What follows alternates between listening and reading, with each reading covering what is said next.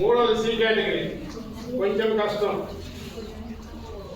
ఒక ముక్కితే తప్పించి సబ్జెక్ట్ వస్తుంది.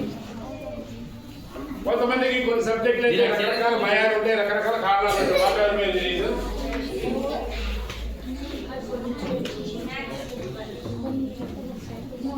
ఇష్టం లేని సబ్జెక్ట్ ఉంటాయి కదా, ఇష్టం లేని సబ్జెక్ట్ డి కేటగిరీలో వేసుకోవాలి. అర్థమైనా? 10th స్టూడెంట్స్, 9th స్టూడెంట్స్, మీకున్న 7 సబ్జెక్టులు 6 పేపర్లు మీరు ఏబీసీ కింద బాగా ఇష్టం ఉంది, బాగా వచ్చింది, నిద్రనే పైగా చెప్పే పేపర్ కింద దాన్ని ఏ కేటగిరీలో వేసుకోవాలి. దాని తర్వాత సెకండ్ మీకు బాగా ఇష్టమే కానీ అంత ఎక్కువ కాన్సన్ట్రేట్ చేయాలని బి కేటగిరీలో వేసుకోవాలి. కొంచెం కష్టపడి తప్పించి సి రాదు. అసలు డి అంటే అసలు ఇష్టం లేని టాపిక్. ఆ మ్యాథ్స్ కంటే ఇష్టం ఉండదు, టాపిక్ అంటే ఇష్టం ఉండదు, సబ్జెక్ట్ అంటే ఇష్టం డి వేసుకోవాలి. ఇప్పుడు మీరు ఎలా చదవాలంటే ఈ చదవద్దు, ఏ కేటగిరీ చదవద్దు. సో మీకు 50% డి కేటగిరీ టైం కేటాయించాలి మీరు.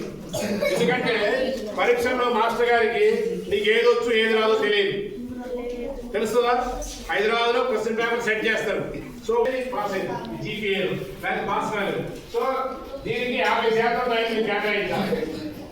అంటే 60 నిమిషాలు మనం అనుకుంటే 30 నిమిషాలు మీరు రోజు ఇష్టమైన సబ్జెక్టు, కష్టమైన సబ్జెక్టు, రాని సబ్జెక్టు కేటాయించాలి.